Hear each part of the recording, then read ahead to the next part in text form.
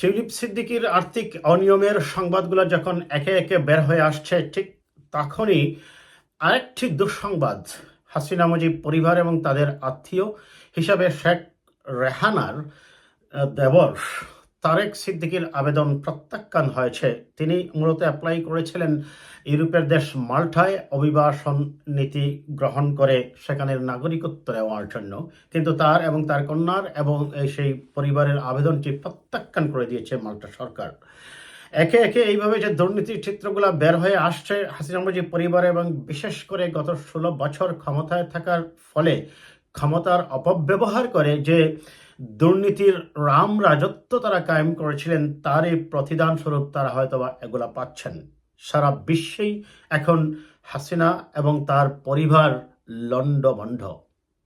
একে একে সেই দুর্নীতির চিত্রগুলা এতটাই ব্যাপকভাবে বের হয়ে আসছে যে সারা বিশ্বের কাছে জাতি হিসাবে আমরা বাংলাদেশিরা অনেকটা লজ্জায় পড়েছি, এবং আমাদের দেশের দুর্নীতির যে চিত্রগুলা বহির্বিশ্বে প্রকাশিত হচ্ছে, রাষ্ট্র হিসাবে বাংলাদেশও সেক্ষেত্রে অনেক জায়গায় অপমানিত হচ্ছে, লজ্জাবোধ করছে। আমরা দেখবো একে একে সেই এই দুর্নীতির তাদের পরিবারের কয়েকজন সদস্যের যে দুর্নীতির যে চিত্রগুলো আমরা একটু তুলে ধরার চেষ্টা করবো। দর্শক, আসি প্রথমেই যদি তারেক সিদ্দিকীকে দিয়ে। তারেক সিদ্দিকী আপনারা জানেন শেখ রেহানার হাজব্যান্ড শফিক সিদ্দিকীর ছোট ভাই। তিনি সাবেক প্রধানমন্ত্রী শেখ হাসিনা ওয়াজেদের নিরাপত্তার দায়িত্বে নিয়োজিত সামরিক কর্মকর্তা ছিলেন। তিনি ক্ষমতায় থাকা অবস্থায় বাংলাদেশের যে নিয়োগ বাণিজ্য করেছেন, এবং বিশেষ করে যে গুম খুন ও আয়নাগর তৈরিতে তার যে ভূমিকা ছিল, সমগ্র জাতি তার নাম শুনলে এখনো গা শিহরিয়ে ওঠে। তিনি সেই আয়নাগরে নিয়ে রেখেছিলেন ব্যারিস্টার আজমিকে, তিনি সেই আয়নাগরে নিয়ে রেখেছিলেন মীর কাসেম আলীর ছেলেকে। তিনি জড়িত সেই ইলিয়াস আলীর গুম এবং খুনের সাথে সাথে জড়িত ছিলেন আরেকজন সেনা অফিসার জিয়াউল হাসানও। তারাই তাদের পরিকল্পনায় মূলত নারায়ণগঞ্জের সেই 7 মার্ডারের কথা আপনাদের মনে আছে দর্শক। একজনকে শুধুমাত্র তুলে নিতে গিয়ে অন্যরা দেখে ফেলেছিল বিদায় বাকি 6 জন মানুষকেও এভাবে হত্যা করেছিল। সবই হয়েছিল সেই তারেক সিদ্দিকীর পরিচালনায়, সেই তারেক সিদ্দিকীর পরিকল্পনায়। সেই তারেক সিদ্দিকীর রাষ্ট্রের কোটি কোটি টাকা আত্মসাৎ করেছেন, নিয়ম বহির্ভূতভাবে নিয়োগ বাণিজ্য করেছেন। তিনি হাসিনা পরিবারের আত্মীয় এবং শেখ রেহানার দেবর। তিনি আবেদন করেছিলেন মাল্টায় মূলত নাগরিকত্ব নিয়ে, বিশেষ করে মোটা অঙ্কের অর্থ বিনিয়োগ করে। এই সকল ইউরোপের দেশগুলোতে অনেক জায়গায় নাগরিকত্ব পাওয়া যায়, যেমন কানাডায় পাওয়া যায়, এমনকি ইংল্যান্ডেও আছে। সেইভাবেই সেই পন্থা অনুসরণ করে তিনি মাল্টায় অ্যাপ্লাই করেছিলেন নাগরিকত্ব নেওয়ার জন্য, মোটা অঙ্কের অর্থ বিনিয়োগ করে, যে টাকা তারা দুর্নীতি করে কালোবাজারি করে অর্জন করেছেন। কিন্তু মাল্টা সরকার সেটা প্রত্যাখ্যান করেছে, বলেছে আপনার বিরুদ্ধে, তারা প্রত্যাখ্যানের রিপ্লাইয়ে বলেছে যে আপনার এই আবেদন, আপনার বিরুদ্ধে অনেক দুর্নীতির এবং অনেক অনিয়মের অভিযোগ আছে বাংলাদেশ সরকারের। সেই তারেক সিদ্দিকীর কথা যদি বলতেই হয় দর্শক, আপনারা জানেন সেই তারেক সিদ্দিকীর যে ব্যবসায়িক পার্টনার কর্নেল শহীদ সাহেবকে তিনি জোর করে তার ব্যবসায়িক পার্টনার থেকে সরিয়ে দিয়েছেন, হুমকি দিয়েছেন জীবনের।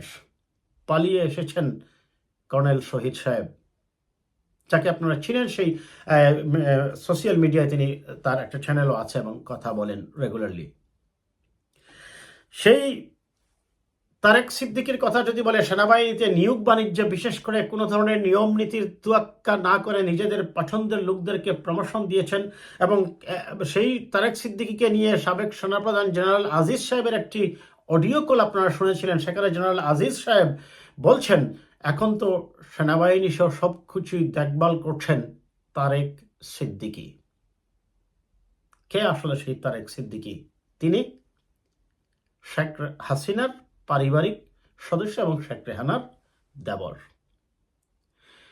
এর মধ্যে আবার যোগ হয়েছে অতি সম্প্রতি শেখ রেহানার মেয়ে টিউলিপ সিদ্দিকীর আর্থিক অনিয়মের কথা।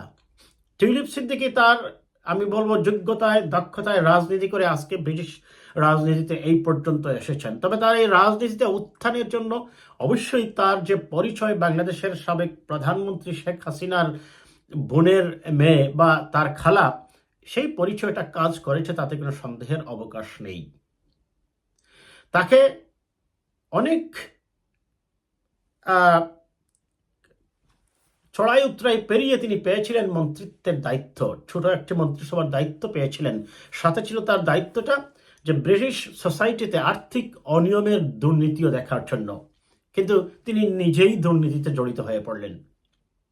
তার বিরুদ্ধে অভিযোগ উঠল প্রথমে রূপপুর পারমাণবিক প্রকল্পে রাশিয়ায় যখন তার খালা শেখ হাসিনা ওয়াজেদ গেলেন, সেখানে তিনি রাষ্ট্রীয় সফরে অতিথি সদস্য হয়ে গেলেন এবং সেখানে প্রায় $400 বিলিয়ন দুর্নীতির চিত্র ফুটে উঠল। বের হয়ে আসলো তার আর্থিক অনিয়ম ইংল্যান্ডেও। তিনি একটি ফ্ল্যাটে রেন্ট দিলেন, কিন্তু রেন্টাল ইনকাম ডিক্লেয়ার করলেন না। কিছুদিন পর বের হলো আরেকটি ফ্ল্যাট।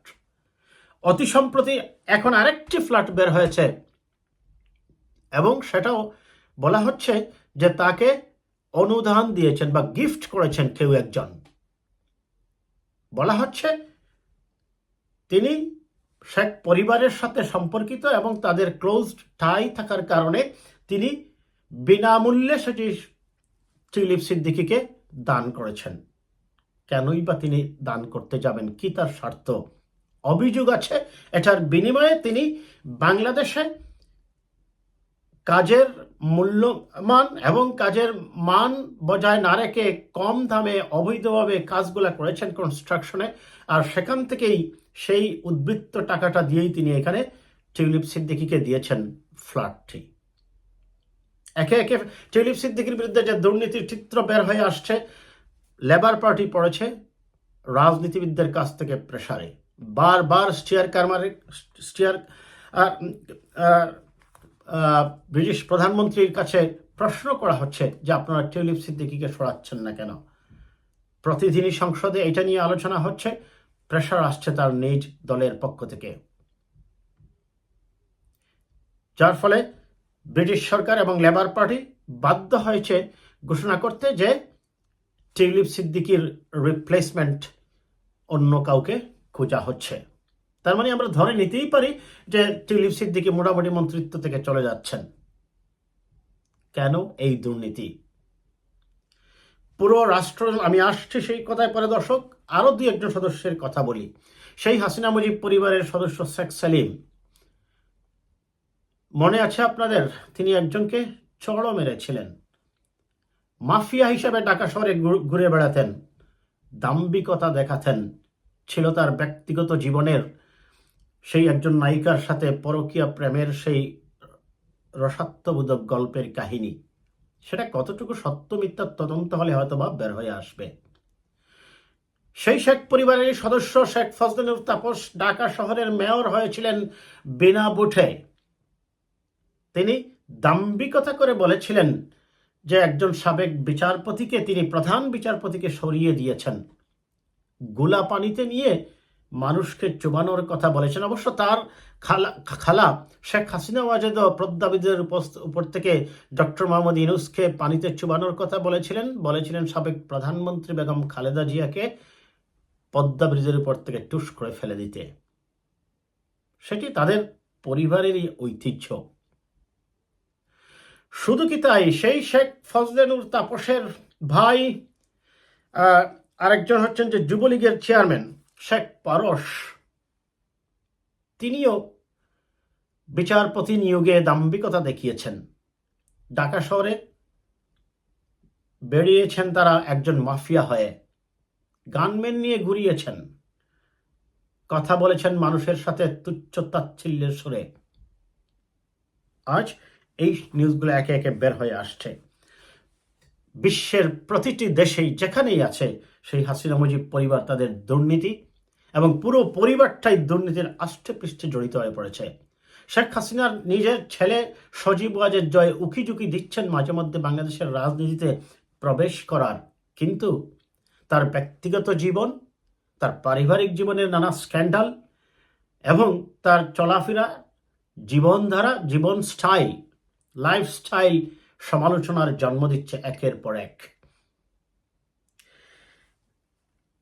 সেই টিউলিপ সিদ্দিকীর দুর্নীতি, তারেক সিদ্দিকীর দুর্নীতি, সজীব ওয়াজেদ জয়ের দুর্নীতি, তাপসের দুর্নীতি, সেলিমের দুর্নীতি, মানে পুরো পরিবারের এই দুর্নীতি এখন তারা বিশ্বের বিভিন্ন দেশে ছড়িয়ে ছিটিয়ে আসছেন এবং আসছে ওই সকল সংশ্লিষ্ট দেশের নিউজ পেপারগুলোতে এই নিউজগুলা।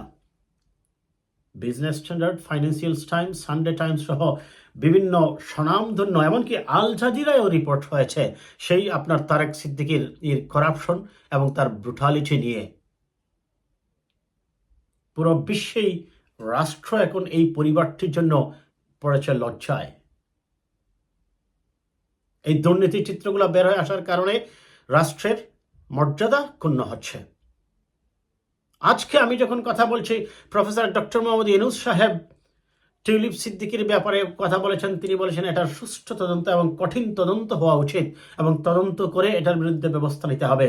সেই শেখ হাসিনা পরিবারের আরেক সদস্য আপনারা জানেন, তার মেয়ে সজীব ওয়াজেদ পুতুল, তার মেয়ে সাইমা ওয়াজেদ পুতুল, তিনি হুয়ের একটি সংস্থায় চাকরি নিয়েছেন। সেখানেও অভিযোগ আছে তার মায়ের রাজনৈতিক পরিচয় ব্যবহার করে তারা পূর্ব তিমুর এবং চায়নাকে ম্যানেজ করতে পেরেছিলেন, আর ভারত তো তাদের সাথে আছেই, যার ফলে তিনি সেই বুটাবুটিতে জয়লাভ করেন। তবে সেটা যদি যথাযথ প্রক্রিয়া মেনে না হয়, আমি মনে করি সেটাও একসময় তার হাতছাড়া হয়ে যাবে বলে আমি মনে করি।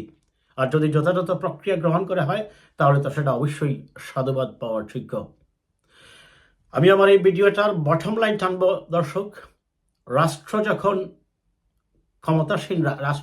ক্ষমতাসীনরা বা রাজনৈতিক দলগুলা নিজেকে আইনের ঊর্ধ্বে মনে করে, নিজেকে যখন মাফিয়া স্টাইলে পরিচালনা করতে স্বাচ্ছন্দ্য বোধ করে এবং রাষ্ট্রের আইন, আদালত, বিচার ব্যবস্থা, রুল অফ লকে যখন কেউ তোয়াক্কা না করে, তখন তারা একসময় অপরাধ করতে করতে কিছু অপরাধকে তারা অপরাধী মনে করে না, মনে করে এটাই জীবনের একটি স্বাভাবিক ঘটনা। এভাবে তারা তখন সীমা লঙ্ঘন করে যায়। সেই সীমাই লঙ্ঘন করেছে এই হাসিনা মুজিব পরিবার। ধরাকে সরাজ্ঞান করেছেন, দিনের ভোট রাতে করেছেন, 154 জনকে আগেই নির্বাচিত করেছেন, আমিডামি নির্বাচন করেছেন এবং পুরো রাষ্ট্রযন্ত্রটাকেই শেখ হাসিনা ওয়াজেদ তার নিজ পরিবারের সম্পত্তি বলেই মনে করেছিলেন, বলেই ছাত্র জনতার অভ্যুত্থানে তাকে দেশ ছেড়ে পালিয়ে যেতে হয়েছে। তাদের এই দাম্ভিকতার কারণেই আজকে মূলত এই হাসিনা মুজিব পরিবারের দুর্নীতি এবং দাম্ভিকতা, অহমিকতার কারণে দুর্নীতি, লুটপাট, গুম, খুন, হত্যা, রাহাজানি, অনাচার, অবিচার, ব্যভিচারের কারণেই আজকে সারা বিশ্বে বাঙালি জাতি হিসাবে আমরা লজ্জিত বের হয়ে আসছে দুর্নীতির চিত্র। এই সবগুলারই তদন্ত হওয়া উচিত এবং যারা বিভিন্ন দেশে তারা অবস্থান করছে, আমি মনে করি সংশ্লিষ্ট দেশ যেমন টিউলিপ সিদ্দিকীর বিরুদ্ধে ব্রিটিশ সরকার এখানে যেভাবে অ্যাকশন নিচ্ছে, আমরা মনে করি মার্কিন প্রশাসনও জয়ের দুর্নীতির ব্যাপারে পদক্ষেপ নেবে। তারেক সিদ্দিকী যে দেশেই আছেন তাকেও ওই সংশ্লিষ্ট দেশ আমরা মনে করি শাস্তিমূলক ব্যবস্থা গ্রহণ করবে এবং প্রয়োজনে বাংলাদেশের কাছে তুলে দেবে। আমার কথাগুলো যদি ভালো লাগে দর্শক, আপনারা এই চ্যানেলটি সাবস্ক্রাইব করবেন ইউটিউবে এবং ফেসবুকে আপনারা ফলো দিয়ে আমার সাথেই থাকবেন। আজ এই পর্যন্তই। ভয়েস ফর ডেমোক্রেসির পক্ষ থেকে।